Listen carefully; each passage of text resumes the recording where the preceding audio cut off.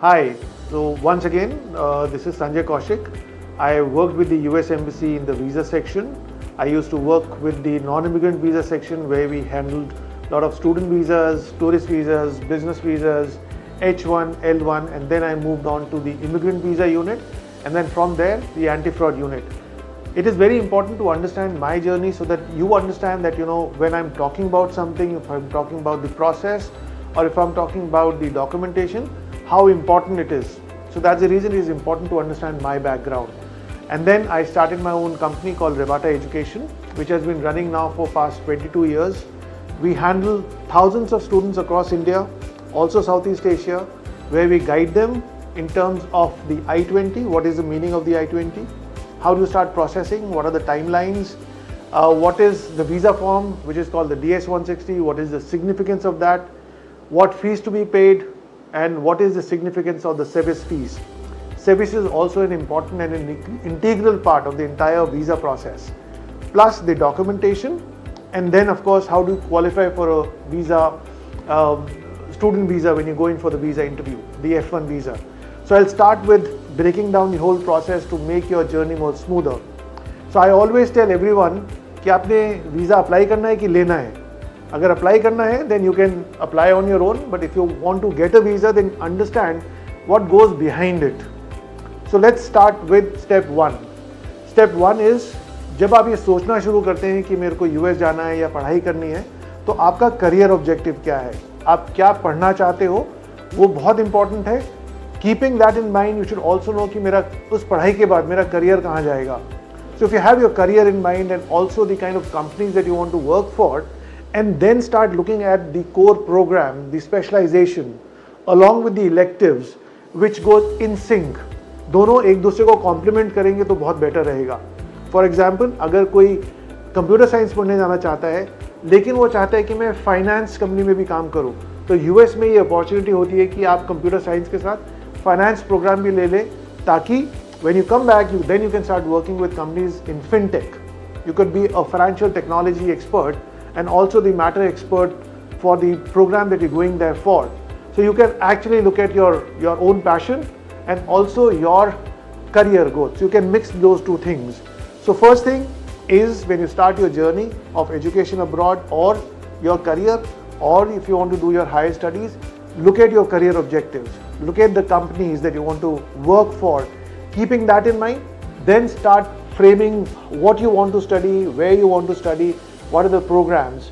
So then your journey becomes easy. If you do not know where you're going, it becomes very difficult to chalk out the route. So keep that in mind, that's one thing. And once you know that your objective is clear, that you want to get into computer science or maybe a management program or a medical field, then start looking at the universities which are offering you that specific program. When you look at those programs, also look at the department ranking, not just the college ranking, but the department ranking.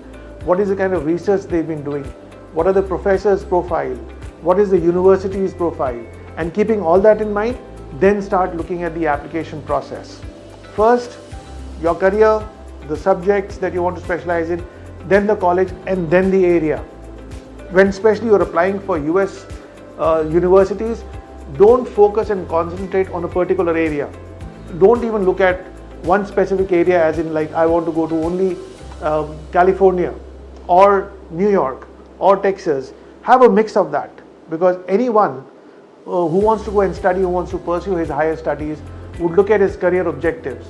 So your career objectives are based on, or you can achieve your career objectives by getting the right kind of skill sets. So look at the program first. I'll keep emphasizing on the program because that should be the hero of your entire journey. If you look at just the university, that's not enough. If you just look at the area, that's not enough. Have a mix of it. But first of all, your career objectives and what are the skill sets. So that's the beginning of this. Once you've identified that, then start looking at the universities. Do a shortlisting. Out of those shortlisting, then funnel it down which are the best universities, which are the best fit for you. What are their requirements? If you're going for an undergrad program, go and do your SAT. Score the best scores. Then if you're going in for your technical aspect for masters, do a GRE. Do a GMAT if you want to get into a management program. Now the GRE is also accepted if you're going in for a management program. A lot of B schools are accepting the GRE scores as well. Also your TOEFL and your IELTS. Once you've done that, you've shortlisted your universities, you have a timeline, then start looking at the essays. What kind of essays you have to write, which is called the statement of purpose. Also the letter of recommendations that you have to get from your immediate supervisor or your mentors or from your professors.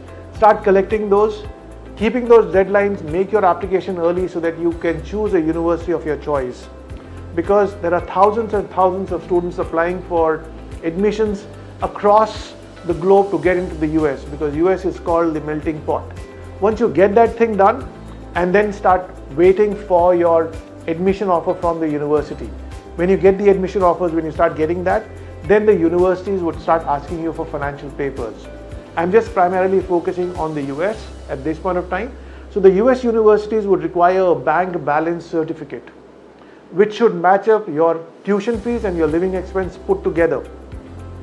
You can include your fixed deposits, but even for fixed deposits, you have to get a bank letter which says that this is enough money that covers your tuition fees and your living expense, or an education loan. Or you can have a combination of these. The LIC policies, the shares, the bonds, the PF, the GPF, nothing would work in order to get the admission done. All these documents can work for your visa process. So make sure that you're sending the right kind of documents at the right time for the university to expedite your admission process. Once you get your admission, you'll get a form called I-20. So also understand the significance of the alphabet which goes behind any form. So any document that you receive from the US which starts with I is basically coming from immigration, which is the USCIS. So your I-20 is not only issued by the university, but in sync with the Department of Homeland Security and the USCIS. Once you get the I-20, the regulation earlier stated that a student cannot apply for a visa 120 days prior to the college start date. However, the regulations have now changed. A student can apply within 1 year, even if you have an I-20 today, and if you have to go in for your university in the fall session, which is September of 2024, one can apply for a visa now. However, I suggest that also look at the best time to apply for a visa, not just applying for a visa. Okay? So what are the best timing? The best time in order to not only get your the appointments, but also the result. When you apply for a visa, which is the best time that you would get a positive response, would be sometime April, May, June, July of every year. August, September is the time when students start buying their tickets and planning to go to the US. So the best time would be April, May, June and July to secure a visa appointment and appear for the interview. So how do you get a visa interview? Step 1, after getting your I-20, is to start filling your visa form called DS-160. So DS is Department of State, I-20 is coming from immigration. So these are two departments, and you have to pay a service fees called Student Exchange Visitor Information System. That fees is $350 for each student. That fees goes to the Department of Homeland Security. So there are three departments: USCIS, Department of State and Department of Homeland Security, working on one visa. A lot of students also have this doubt, and there is a lot of misinformation which is going on that visa dates are not available. However, if you look at the last session, which is the fall session of 2023, almost 90,000 students got their visas. This is reported by the press. Google search it, you'll find out the numbers which have gone and has been issued US visas last session. 90,000. If 90,000 students got their visas, so what is there when it says that there are no dates available? Keep your calm, relax, complete the process. The US Embassy understands and knows the number of students going from here each year. The number have been repeatedly increasing. They are also gearing up each year. If you talk about 2019, the numbers issued then, and 2023, the numbers issued now, there is a huge gap which has increased significantly. So do not panic. Make sure that you complete your process, keep your calm, and book your visa appointments. They keep releasing it. There is no specific time, as in midnight or early morning. Okay? When the visa dates are available, you will find them in thousands. So do not panic. So once you secure your visa appointment, after completing your DS-160, you have to create your profile, pay the visa application fees of $185, which is 15,440 rupees, As of now, the dollar rates keep changing. So once you've done that, you have to schedule 2 appointments. One is the VAC appointment, the VAC, the biometrics for the fingerprinting, and the other one is for the counselor appointment called the visa interview, right? So you have to secure 2 visa appointments. They have to be back to back. They cannot be on a one particular day. They have to be 2 different dates.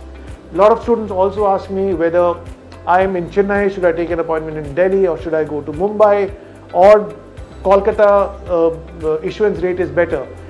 There's nothing like it, because the visa officers are trained according to the visa law, not according to a specific state. So wherever you are, it's better to apply for a visa in that particular consular district. If you're from Delhi, if you're from North of India, apply for a visa in Delhi. If you're in West, then Mumbai. If you're in Kolkata, then West Bengal, then apply in Kolkata. If you're in South, then Hyderabad or Chennai.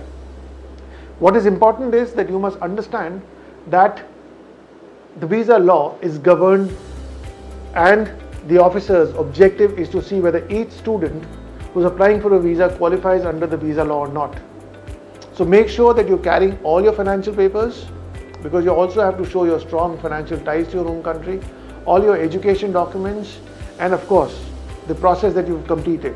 The documents at the VAC that you have to carry are going to be your visa appointment letter, both your passports. If you have more than one passport, carry all your passports, your DS-160 confirmation page, your I-20, and your service fee receipt.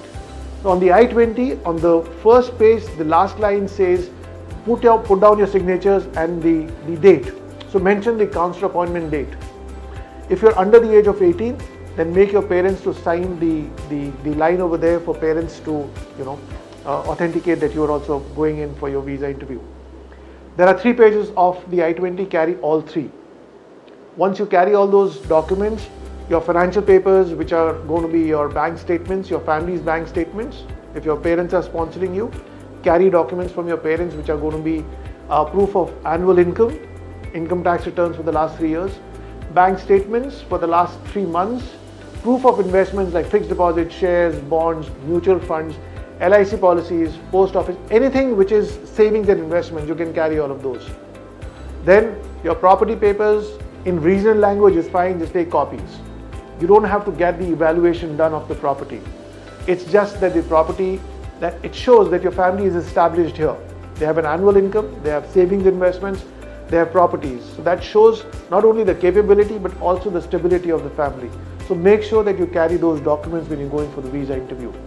Now, for the US visa, the most important thing is the visa interview. It's not document based. Documents are there to support what you're saying. However, when you're going for the visa interview, understand the visa law and prepare yourself according to the visa law.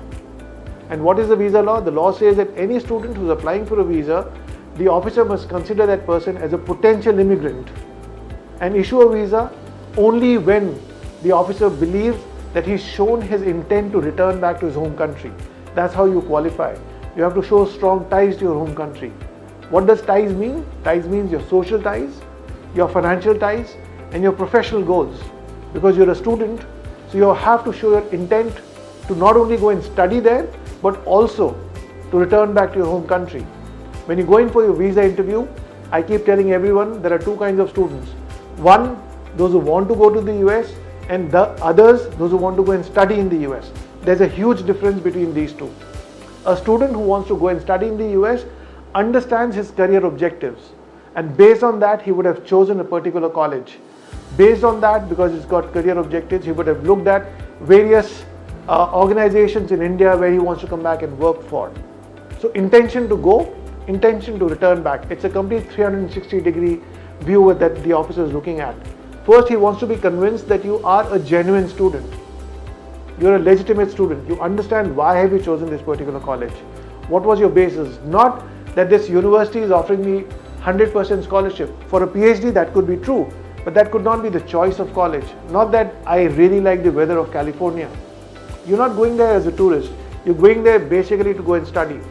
So understand the course content and curriculum of that particular university that you want to go and study at. Keep your focus very clear on your career objectives. Look at how will this improve your skill sets? What will it give you? What are your takeaways?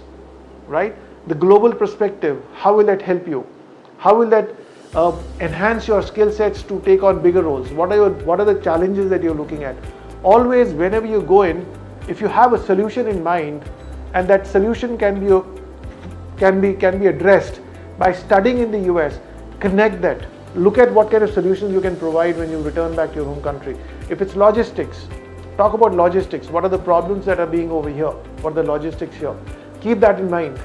And how will this education solve those logistics? It's a huge thing that a lot of people say that I want to come back and do a startup. What do you mean by a startup? The startup would essentially mean that tell the officer that you want to start a quick serving restaurant, or you want to find a solution for parking lot. You're looking at the flow of traffic here in India. How do you can solve a problem? And this education would give you those kind of skill sets to come back and do all those things. Always remember, when you go in for the visa interview, there are more than 700 people applying for visas on a given day. The officer may have only 1 or 2 minutes to take your interview and decide. In that decision, he wants to understand what are your career objectives, where is this education taking you. So provide information voluntarily. All right. Don't leave stones, or don't leave your answers for the officer to guess. You have to drive the interview. How do you drive an interview? I would be also coming up with various other videos where we'll talk about specifically on how to fill a visa form. What is the significance of DS-160? Because once you complete your visa form, it stays in the system for 99 years. So make sure that every information that goes on your DS-160 is absolutely authentic, credible. It's going to stay in the system, because when you apply for a visa and when you get a visa, when you go to the port of entry, the immigration officer will have access to the same form. So whatever you've mentioned here, you would have access to that. In the future, when you're applying for your OPT, optional practical training, to work there, the first visa form would always be taken into consideration. When you will be applying for an H1, maybe after 5 years, the same form, you have to fill another form, so everything gets interconnected. So make sure that you are filling out the information which is absolutely correct. Do not leave anything for any guesses. So please keep following us. I will be coming up with various videos. We have various links on Instagram which talks about I-20, the visa forms, the documentation, what is the significance of SEVIS. I'll keep releasing those for your benefit. Thank you very much. I hope that we join and keep looking at each other. Thank you so much. Bye-bye.